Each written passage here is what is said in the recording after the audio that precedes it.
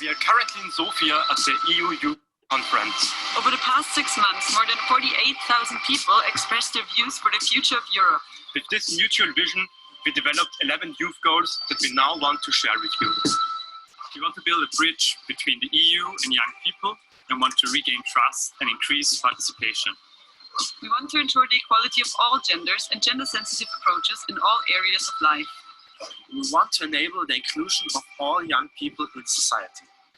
We want to support the ability to critically evaluate information and to engage in a constructive dialogue.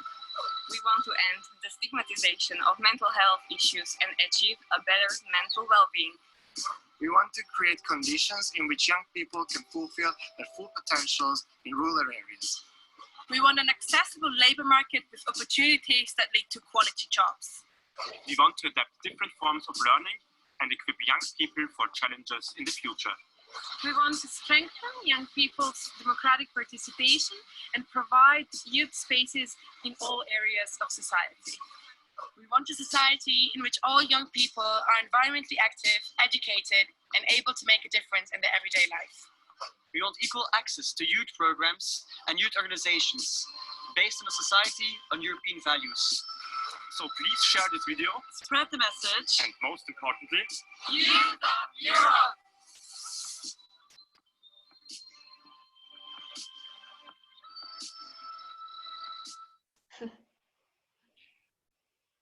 Great. So thank you for joining. Welcome everyone to this webinar. I'm just going to switch the presentation. Just a second. Here we go. I see people are still joining, but we will start with a short introduction. So the webinar, as you know, is called Goal for It. And my name is Jochen Schell. I'm the director of YEP Europe, and I'm here with my team, Tanja Katzbert and Carla Morales, who will we will be hosting this webinar. And before I introduce you to our two speakers today, I'll give you a couple of organizational or information about our organization, YEP Europe. I'll also give you some context around this webinar and some technical aspects I will highlight around this Zoom webinar and the functionalities of the webinar. So YEP Europe, let me change the slide. YEP Europe is an organization based in Berlin. We are at the heart of the YEP Community Network, which is a European network of marginalized communities and youth organizations. You have here some key figures on the slide. So our focus is youth and community empowerment. And we are celebrating 20 years of YEP this year in 2020, so it's a big year for us. In terms of our network, there are 18 countries involved in the network, 40 members, 110 communities, and 12,000 residents, of which 5,000 young people are involved in this network. As I said, YEP Europe is at the heart of this network, and apart from coordinating it, making it grow and develop it further, one of our main activities or missions is the development of capacity building programs for young people. And these programs are needs-based, so we are constantly conducting surveys. We are in direct communication with all our members and the young people, and based on the needs and the issues of young people in our network, we develop these capacity building programs. And the topics reach from, of course, youth and community empowerment work, but also media work. We recently did a program on fake news, for example. Entrepreneurship, social entrepreneurship, or community-based entrepreneurship, how we call it, is also a big topic in these programs. But also advocacy work and also children's rights, human rights, So these are topics which are close to young people's lives, and this is yes, one of our main activities or missions as YEP Europe. So just as a very short summary at the beginning, just so you know who you or who we are. Now this webinar is the second of a series of 4. To give you a bit of context, this webinar is part of an Erasmus Plus program, Key Action 3, Support for Policy Reform, Civil Society Cooperation in the Field of Youth. One of the main missions or objectives of this project is to promote an EU youth strategy and the European youth goals. In our last webinar with Alicia Holzschuh from Erasmus National Agency in Bonn in Germany, we talked about the EU youth strategy, and today, as you know, we will focus on the European youth goals with 2 experts who've been there from the very beginning of these youth goals, and we will hear more about it. The flags you see at the bottom are the basically organizations from these countries who are in this project, involved in this project. And so this gives you a little bit of a context around this today's webinar.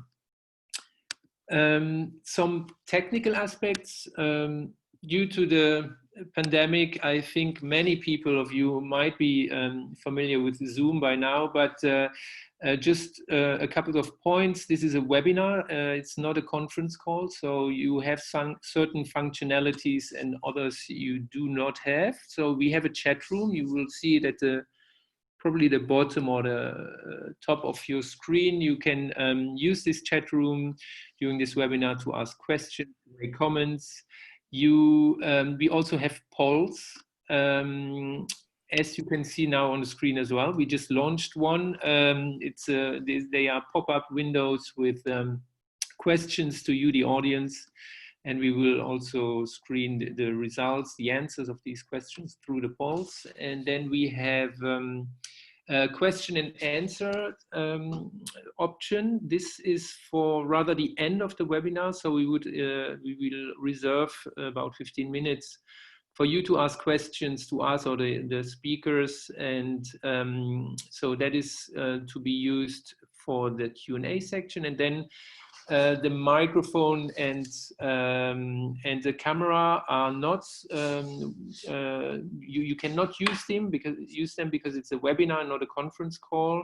And the reason is this is rather a broadcast, and we had more than 140 registrations for this webinar. I don't know how many people are now in the room, but yeah, we have a maximum of 100 seats. If 100 people start switching on their microphone, it could become messy. So, but to ensure the interactivity, we have these chat and Q&As options for you. And last but not least, we are also live on Facebook.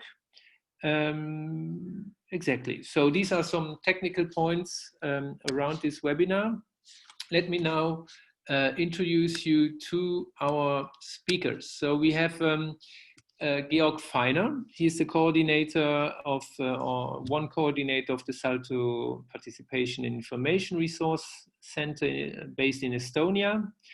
He worked in, just a second, he worked in the Austrian National Youth Council, coordinating and developing the Austrian structured dialogue activities. He has a university degree in sociology and international development studies. And as part of the European Steering Committee on Structured Dialogue, Georg was a process architect for developing the European Youth Goals. I think he was also, if I'm not wrong, in that video you saw at the beginning. Then we have Martin Kitzberger, international from the International Youth Policy and EU Youth Dialogue for the Austrian National Youth Council. Just a second, I have a lot of pop-up windows who are coming up. So Martin is a policy officer at the Austrian National Youth Council. His expertise include international and European youth politics and just a second. No, youth politics, excuse me, and youth participation. And as I said, both were involved in the beginning of the youth goals. One of the organizers, he was also one of the organizers of the European Youth Conference in Vienna in 2018, and contributed to the development and dissemination of the youth goals. And Martin has a university degree in economics. So if I forgot something very important, Georg and Martin, please tell us. As you can see already from their profile, we are very, very lucky to have them today to talk about the youth goals because they really know everything about them. So I would say I give you the floor now. And again, thank you very much for being with us. Georg and Martin, maybe now you would share your screen with the presentation. Yes, thank you very much. This comes in a good time because I just had some technical problems. I just need to be activated once again to be able to share my screen. That would be great. Okay, perfect. Carla, could you do this? Yes, that looks good. And here we go. So I hope you can see my screen now well. Yes, welcome also from my side. Thank you for this invitation and thank you, Jochen, for the kind introduction. I'm happy to see many participants joining today. I looked at the list. I see some familiar names and also in the poll we saw really a lot of students. I'm really happy to have you as an audience today. And yeah, now that poll results come in, many of you want to learn new things. I hope we can provide that in our talk and our speech today. So my name is Georg. I've worked on the topic of participation in different positions for many years. So first as a volunteer, as a researcher at some point for the National Youth Council, as Jochen has mentioned, and now in the frame of the EU youth programs of Erasmus+ and the European Solidarity Corps. My motivation to do so, to work on this topic, has stayed the same. So I believe it is essential for the progress in our societies that especially young people are involved in decisions made about our future. I think we need to improve how our democracies function and also eventually better bridge how representative democracy works together with elements of more direct involvement. I have two slides for introducing where I work now. I work as a coordinator at Salto Participation and Information Resource Center. You saw my three colleagues on the previous slides who I work with. So it's a small team working here in Tallinn, Estonia. Our resource center is one of 7 in Europe and focuses on the topics of youth participation, as well as media and information literacy. It is part of our mission that we foster youth participation in democratic life. And we want to really use the full potential of the programs, the youth programs of the European Union, and bridge and connect to the EU youth strategy that includes the youth goals. So this is the link and then the framework of my work context now with the youth goals as well. Before diving into the topic of the youth goals more, I want to use this chance also to do some advertisement right here at the beginning. Just this summer, we launched a new website where we offer a wide collection of resources, and I hope this can be beneficial to some of you. So one section contains articles and tools for fostering young people's critical thinking and media literacy. And another section contains a lot of useful tools and knowledge on youth participation. So visit this page, participationpool.eu. With that introduction, we are ready to dive into the topic.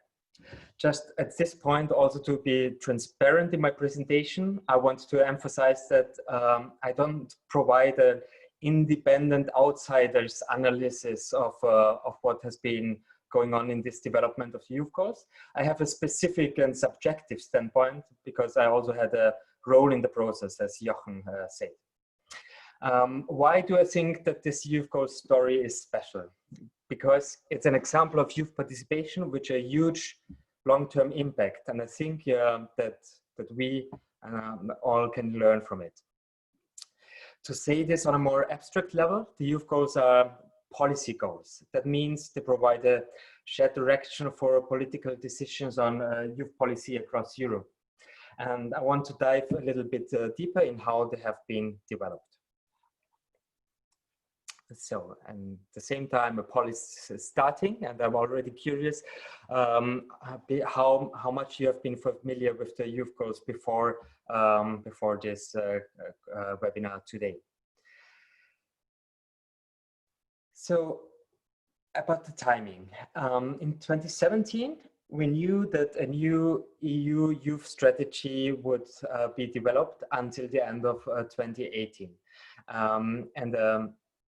And so we saw that this is a good time to discuss big challenges young people across Europe face. So it was a good time to develop a vision of where to go. The structured dialogue process was a perfect match for that. In no other policy area in Europe have European citizens been involved in such high numbers, and that was such a long continuous process in preparing policies. So the initial discussions were going into the direction of developing a new youth strategy that focuses mainly on the key issues in the youth field: volunteering, leisure time activities, mobility, etc. But many others argued that youth is affected by all aspects in life, by many other topics that they should also have a say in. So they made the point that youth policy should have an impact on all different sectors of society. It should remain cross-sectorial, which is the technical term for it, as it has also been understood in the years before. So finally, the idea was that this vision should provide a good basis for addressing challenges that are important to young people in Europe. It should provide a good strategic basis to do so. So we agreed to start asking this big question over a year and a bit more than a year. Youth in Europe, what's next? In May 2017, I was attending the European Youth Week in Brussels, and one participant spoke after the workshop and asked to the audience, why don't we have something like a sustainable development goals for young people in Europe? And I thought, well, that's actually a good idea. At that time, luckily, I was a fresh member of the European Steering Committee for the Structured Dialogue. So I did some research and developed the proposal. I think it's important to emphasize that I was a representative of the Youth Council at that time. So I really appreciated that my idea was heard and accepted from other actors in that process that had much more experience and also more power or more weight in that process. So two main aspects of my proposal seemed especially convincing to others on the table. The one was that it was a different approach than producing recommendations that has been often done before, policy recommendations. And this process had been frustrating sometimes because it was a fight over words and sentences, and often people involved had the feeling that the results, these recommendations, were not heard enough and disappeared over some time. The second aspect was that goals as such can be more inspiring than talking about problems and challenges. And I want to dig a bit into that. In this gray list, I've listed 11 things how we can end up when we look at the long list of problems that young people in Europe face. And this often does not encourage people to do much, but rather makes them feel afraid and a little powerless. But we, in this process, wanted to spread hope rather than fear. We wanted to invite people and organizations to be part of the solutions. And we wanted to show and communicate that some kind of change can be achieved. In terms of the European process, we had a quite tough timeline to follow. And this very graphic that I developed at some point in the process, like very easily in a PowerPoint environment. I put together this lines and graphs, and this graphic ended up being used by the officials also in the council setting, and it was really important to make people understand how we imagine, how we want to follow this process from the orientation in the beginning to the consultation to the follow-up, and in between we had 3 big youth conferences in 3 different cities across Europe, in Tallinn, in Sofia, and in Vienna. And there were other actors involved. The European Commission made a proposal for a new youth strategy in 2017, and then in the process of the structured dialogue, we proposed the youth goals, and with the youth goals and the Commission's process, the Council's Youth Working Party started to work and put these 2 aspects together. And in November, this was adopted by the ministers in charge of youth. So already during this development process, we knew that the outcomes won't meet all the expectations. We quickly realized that measures and indicators need more time to be developed in a meaningful way. Also, only a few young people from outside the European Union were involved in the development. So even though the goals are not meant only for the EU, but for Europe, people outside might not feel the same connection and commitment to them.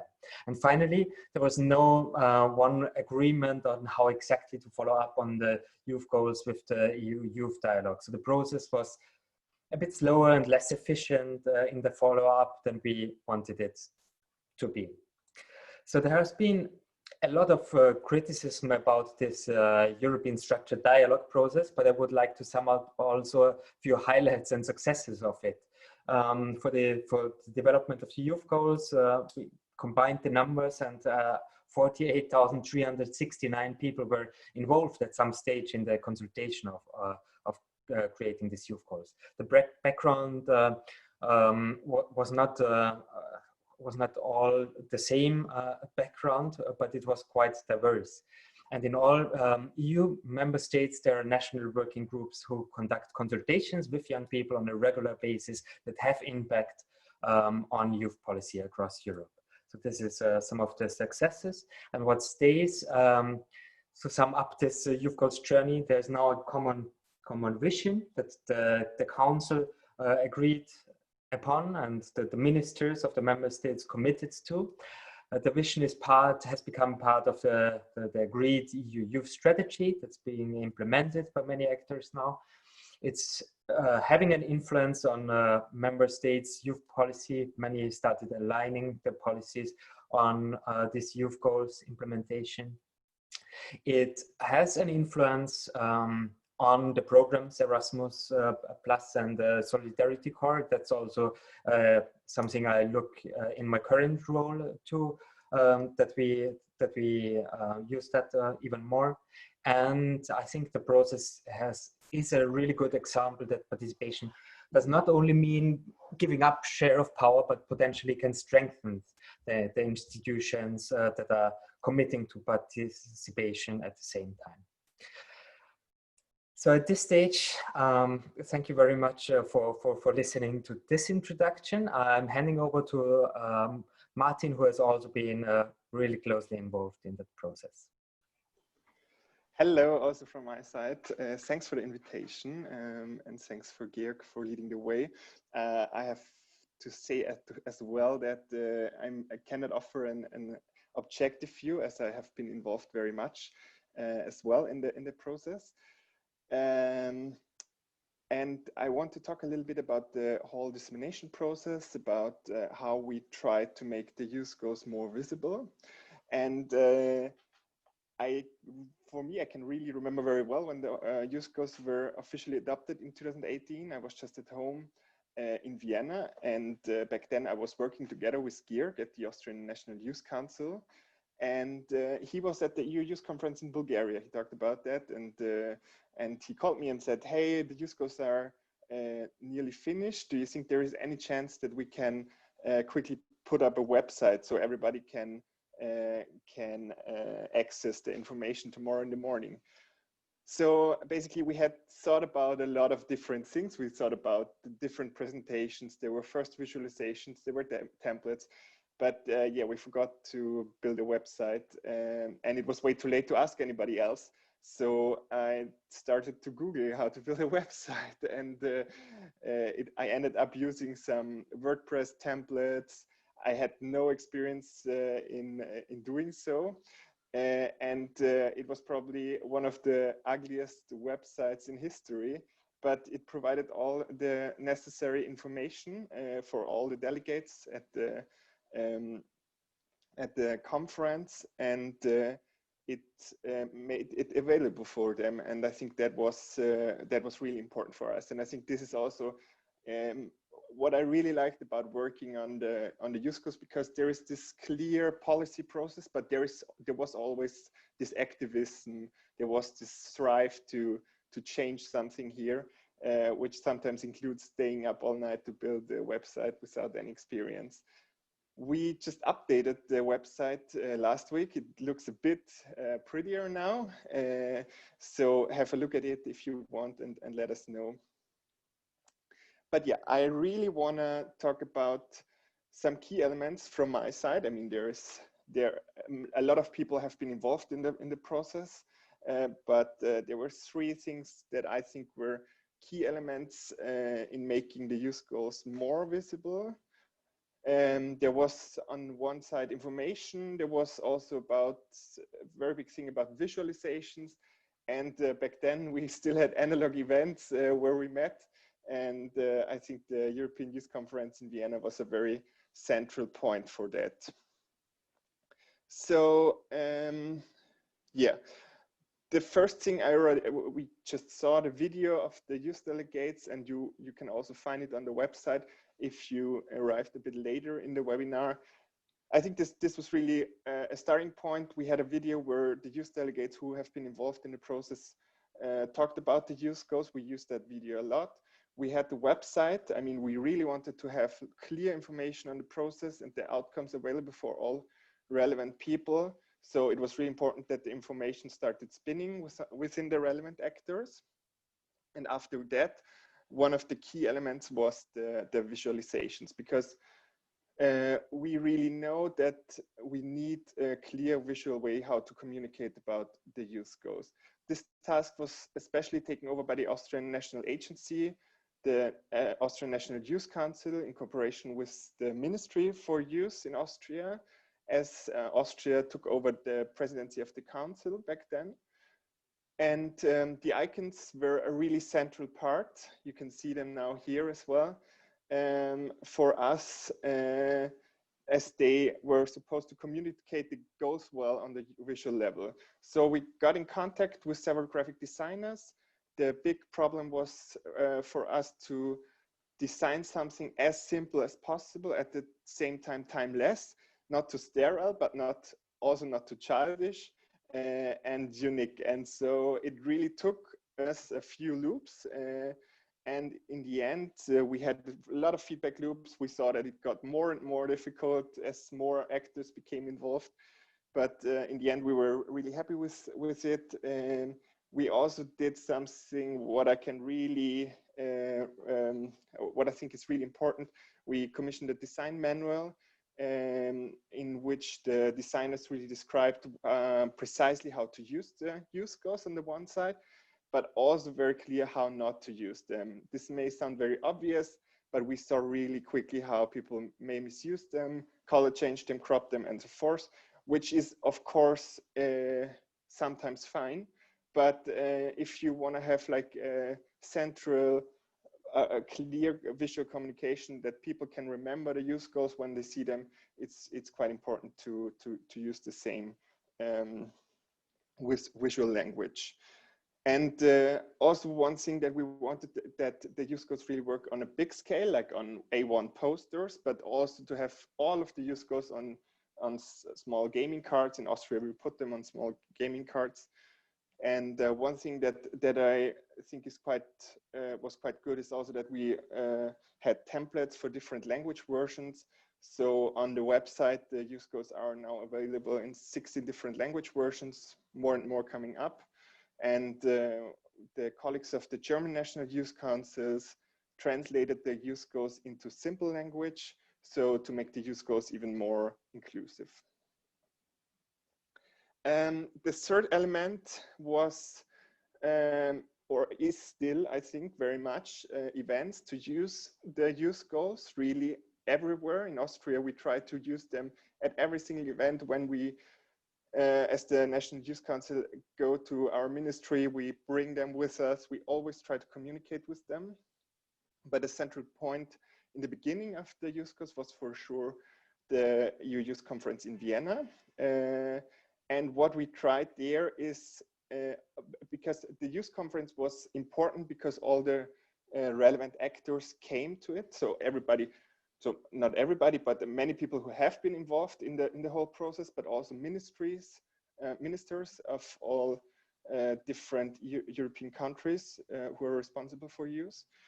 And in preparation for the conference, we printed the youth goals individually on banners, on cards. So we really wanted to have the youth goals super present in the conference room. We didn't want any photo of the conference without the youth goals in the background. And there was a dialogue setting at the EU Youth Conference where ministers responsible for youth had a dialogue with young people.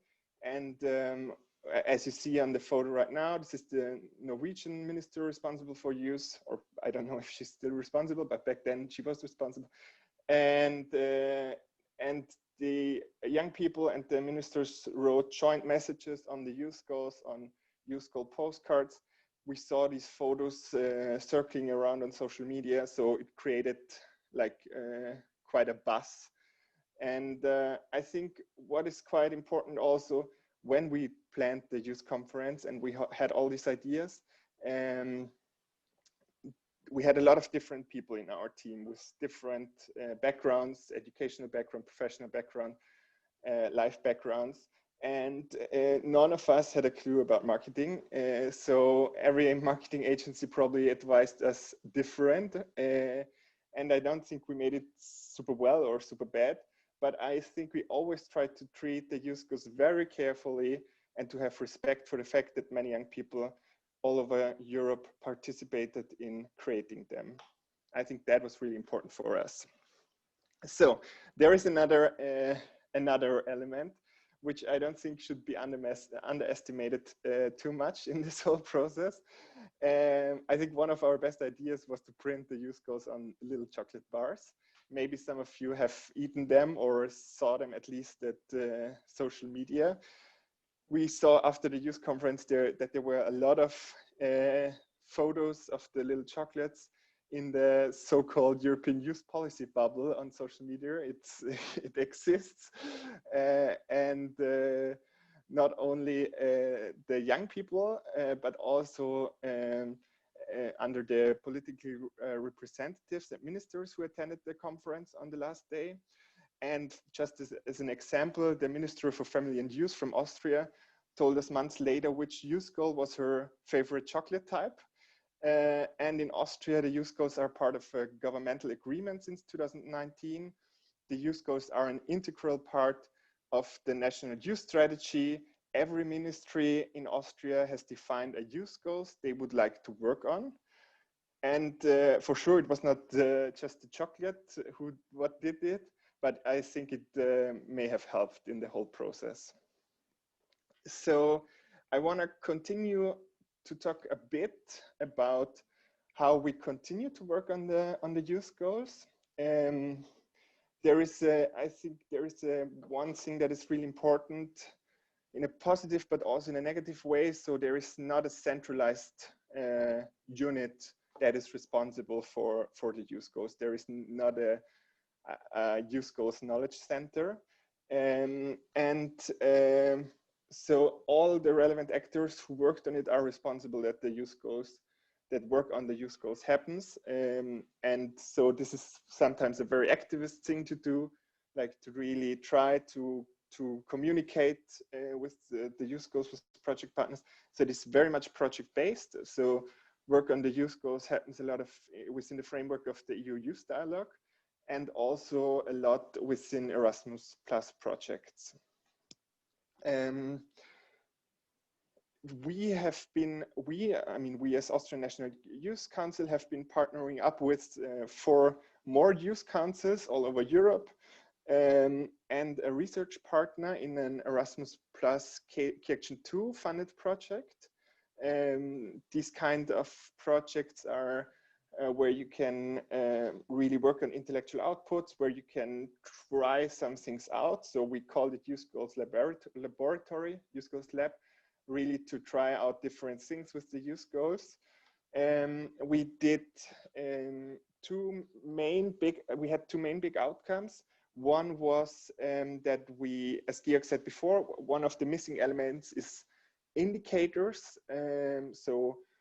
Indicators on the youth goals. So we partnered up with the research partner who has been also involved in establishing the youth goals from a research side. And he started to work on how indicators could look like. So he gathered all the literature that is there, but also provided like a guideline how countries could work on that. And another thing we did is that we wanted to collect best practice examples, methods, how to work on the youth goals. You can find all the publications on the website. It's youthgoals.eu/lab, or you will find it also if you go on youthgoals.eu. I want to finish with just showing you quickly what we did on the youth goals toolbox, and I would encourage you to use it. I think it's really nice. This is a toolbox with information about how the youth goals have been established, but also how really to use them with young people or with all people who feel young in dialogue settings. I would really love. Here is the toolbox. We gathered different methods. They're for people all ages, and we gathered different methods. And I would be really happy if you have a look at it and let me know what you think about it, because we try to continue to work on this toolbox. And so any feedback, criticism is very welcome. So that's it from my side. I'm giving back to Georg, and if you have any more questions on the Youth Goals Lab, whatever, you can also always write me an email or.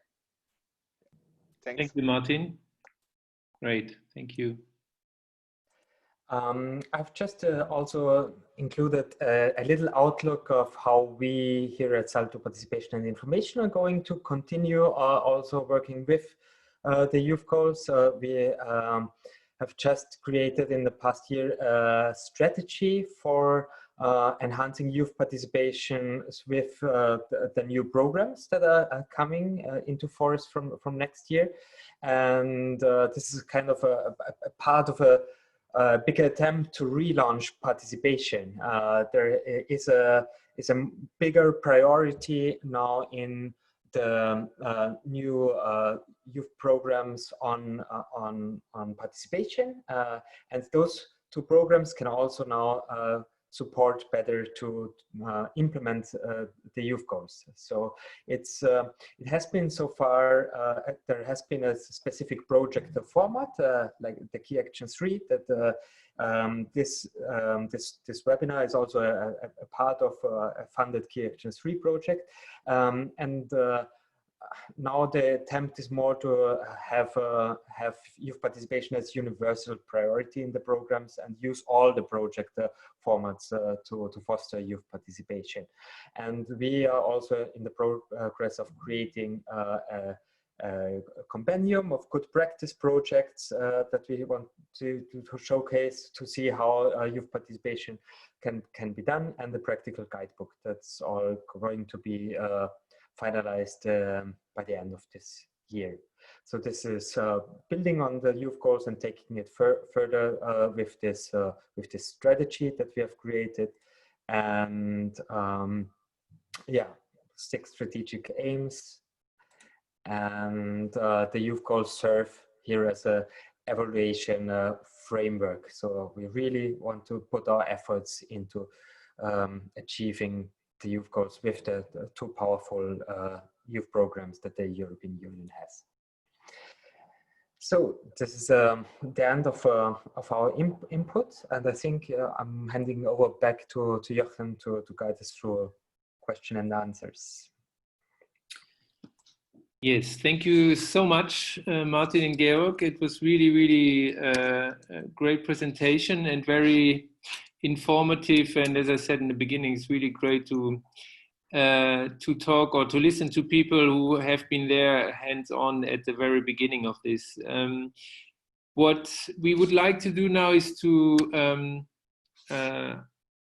go into the Q&A session, where I'm gonna open it here to see what questions we have here. Okay. Some of the questions were more technical regarding the film at the beginning. Of course, we posted the link already. Yeah, can we get a copy of the presentation? Of course, yes. We will do also this webinar is recorded, so we will send this around. In different languages, you already mentioned that, or did you mention which languages? We had this question before. I mean, the toolbox is just 3 days old, but the question came up in different settings. So I think it's a pressing issue. We don't have any funding for that, so we tried to make it available in English for now. We may work on a German version if we get funding from our national ministry, and I would be super happy to see the toolbox in a lot of different language versions. So if there is any idea, please just let me know, and I'm super glad to work on that with different people. And yeah. Mm-hmm. I'm looking at the open questions so far. Please, to the audience here, please use this Q&A session option here to answer your questions, to ask your questions. In the meantime, maybe I have another one. Is there actually, like you know, it's a little bit, as you said in the beginning, it was maybe inspired also by the SDGs and to have like overarching goals. But do you also have a deadline? I mean, this goes in line with indicators, which is still work in progress. How can you measure this? But is there a deadline to achieve these goals, or is this kept open? There is a deadline. When we developed the youth goals, we had in mind the duration of the EU youth strategy. So the goal is to achieve as much as possible until 2027. Mm-hmm. The idea is similar to the first Millennium Development Goals and then the Sustainable Development Goals. In line with the next youth strategy, there should be a revised version of youth goals as well developed where we can take more time to develop them with a set of indicators and with more ambition. But so I see this long-term just as a starting point, a process where we try out how we in the youth sector across Europe can work with those policy goals, and then make an enhanced version by the time of 27. Right. Great. I have another question, but maybe as an extension to my own. Another thing is, which is obviously very universally known, are human rights. And in human rights, there's one thing which is very important, that every right is equal. So there's no one right which is more important than the other. In these goals, are there some goals where you see that there should be some priority, or that naturally, in terms of focus, what organizations focus on, some goals are being focused on more than others, and how do you deal with this? That sometimes also in the SDG we see it as well. Some organizations specialize on one particular one and make it their mission, you know. So how do you see this with the youth goals in terms of development? I can start with an answer, and maybe Martin can contribute afterwards as well. I think there is no prioritization in the youth goals as such. The 11 goals are equally important, but what we see is that it makes sense to get more actors to work, to prioritize one at a time. So in the EU Youth Dialogue process, there has been, for example, in the last 1.5 years, there has been prioritization of selected 3 youth goals. The youth goals on rural youth, on employment, and on education. So there's 3 youth goals prioritized, and when more actors across Europe work at the same time with something, then that it also feels like advancing quicker on a certain topic area. And currently in the trio presidency, so 3 countries presidencies following each other. Now it's term of Germany, and together with their partners, they have highlighted the youth goal number 9, space and participation for all. So this is kind of a prioritization in terms of time frame. Mm-hmm. Martin, anything to add? Yeah, we had in Austria, within the Austrian National Youth Council, we had a big discussion about this topic, because also there was this pass of the European EU Youth Dialogue, where there was a focus on 3 youth goals, and we had a conference in Austria, like a youth conference with political representatives who have not may have heard so much about the youth goals. And so we really wanted to, like, there was this discussion, can we focus on 3 youth goals? But at the same time, so we have focused on these 3 youth goals within the process, but at the same time, we always communicate about all 11 goals. So we try not to cherry pick one goal, but we always try, if we see also political representatives, we always try to communicate about the 11 goals and what we are doing. So if, for example, there was a focus in the work of the Youth Council last year on climate crisis, and then we emphasize also the sub-goals of Youth Goal 10, for example, but there is always, they are cross-sectoral, so there's always, we're trying to see as many goals at the same time. Right. Great, thank you very much. I do have another question here. It's the question in every webinar. It's of course COVID-19 and how it will or can impact the implementation of youth goals. Yeah, I mean, I can start on that, because we see a lot of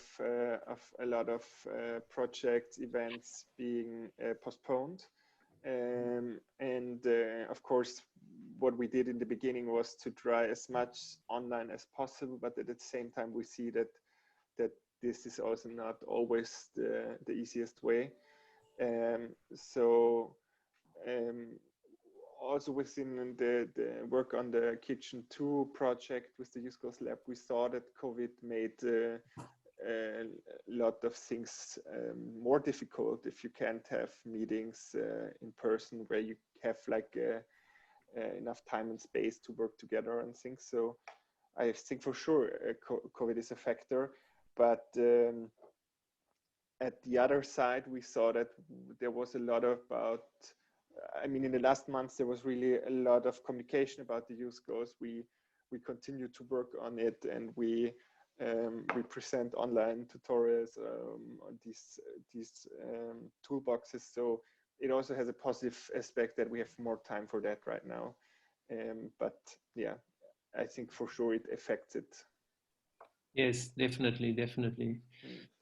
Thank you very much. There's no other question right now. One question from Carla? Yes, I have a question. Yes, Carla has a question. Great. Yes, I can type in the Q&A, but you mentioned a while ago that there's no centralized unit for the youth goals. And you also mentioned indicators. So who measures this, or who keeps track of these indicators? I mean, there are no official indicators. So what we did within the project is really to start on making guidelines, frameworks on how these indicators could be integrated in national youth policy. And for example, in Austria, the youth goals are now part of the youth strategy, and every ministry has to talk about, like, to include one youth goal in their work.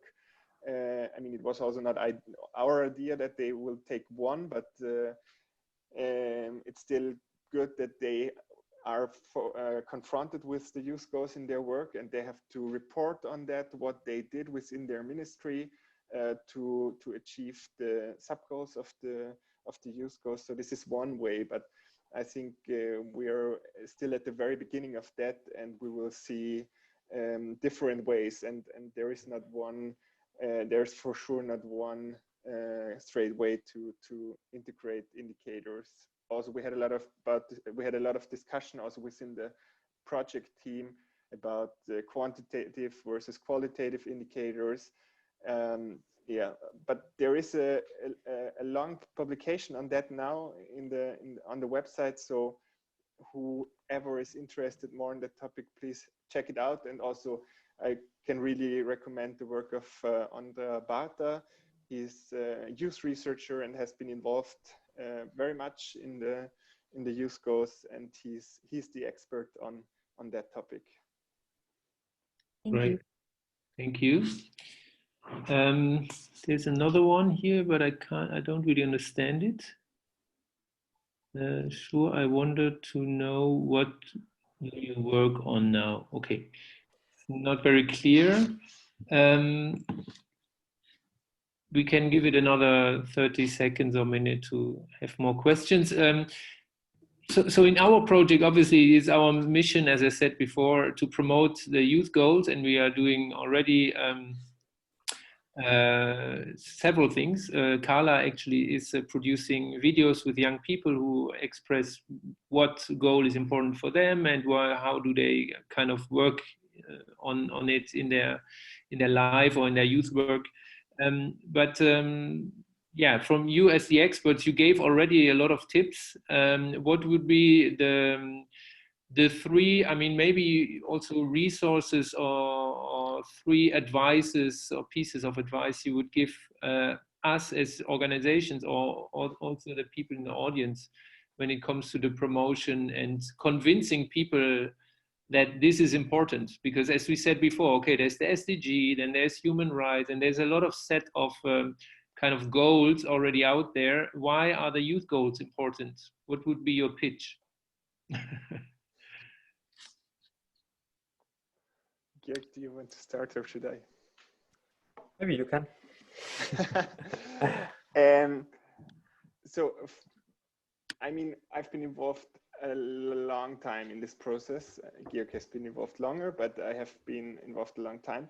And at some point, it was really cool just to try out to work with the youth goals. So they were finished. The visuals were there, and I mean, what we did in the youth goals toolbox is really a lot of methods we tried out in different dialogue settings. So we really try out to have young people present with political decision makers, with people from municipalities, with youth workers, and it's really great to see how it works when you try out different methods, using them, communicating about them. And I really think the youth goals are some kind of a Trojan horse, because from the outside they look really like, they look colorful and playful, and they look nice. And then there is this first sentence about it: we want a gender equal world, and everybody says, okay, yeah, that's something I really want as well. But then there are really concrete sub goals which are very interesting, I think, from a policy aspect as well. And what we saw as well is that if you get them into organizations and start working with them, it really works out. And it was really good for us just to start working with them, using the tools from the toolbox. Right. I think it's really good as organizations to highlight that we all can contribute a little bit to achieving a goal. That's a different story than tackling and addressing problems and challenges. So I think in that way, it's also easier to invite new partners to team up with others who work on something similar, and to invite them. So it's not just this continuous circle of tackling challenges and problems where you don't have the feeling that you make any progress, but rather we are getting there towards achieving goals. And that's the main difference, I think, why it also makes sense to have goals for young people in Europe, in addition to other goals that are out there and sometimes overlap. I think they can usually strengthen each other rather than compete with each other. So you can at the same time contribute to a certain sustainable development goal and to a youth goal. So it's not either or, but by some action, some activity that you organize, you can simultaneously contribute to both. Absolutely, super. Well, that was, we don't have more questions in the Q&A here, and we are, oh, there's one coming as I speak. How do you think coronavirus status in your countries has affected you and your country? Well, I think this is something we talked about already. So I, at this stage, would really like to thank you once again, Martin and Georg. It was a super session, super informative and very dynamic. I really liked it a lot. I hope everybody else agrees. And what I would also like to do at the end of this webinar now is to tell you about the next one and do a little bit of advertising about another event which is coming up for us. So the next webinar, I think we called it Make Things Happen. It's also about the youth goals and also the youth, the instruments of the EU youth strategy. And we go deeper into basically best practice testimonies of people who have been doing the promotion, so to speak, and the work with the youth goals on the ground. So that's, Tanya, I believe we have a date as well. I think we're... Yes, the 29th of October. I will post it in the chat. and we'll also promote it via social media and Salto Youth. So Martin, Georg, super, thank you so much. It was very, very nice. The event I wanted to promote also is our birthday celebration, which is coming up next week, 6th of October. There will be a online 20 years birthday party of YEP. We have an hour and a half. We have great speakers, interactive activities. There will be music. And what I'll like to do is to put the link into the chat for you so you can register. And we also had a publication of 20 years of YEP, an impact report, which you see here on the slide. I also will put this link now into the chat so people can access it. And that would be it for today. Thank you again for everyone involved. Thank you for joining to the audience. And see you hopefully on during the next webinar or our online celebration. So thank you very much, and bye-bye. I will just now put the links into the chat. If I manage, I think I have to do stop sharing.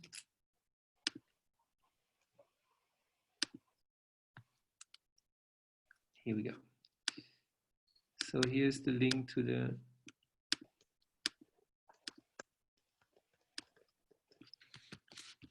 our celebration.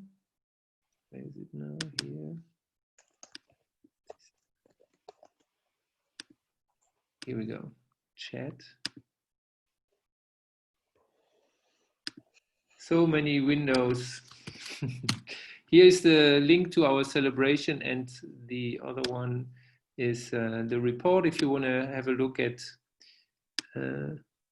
our impact report, 20 years of YEP, you can have a look at what we've been doing for the last 20 years. So thank you very much again. Have a great day, and let's keep in contact. Bye bye, and have a nice day. Ciao, ciao.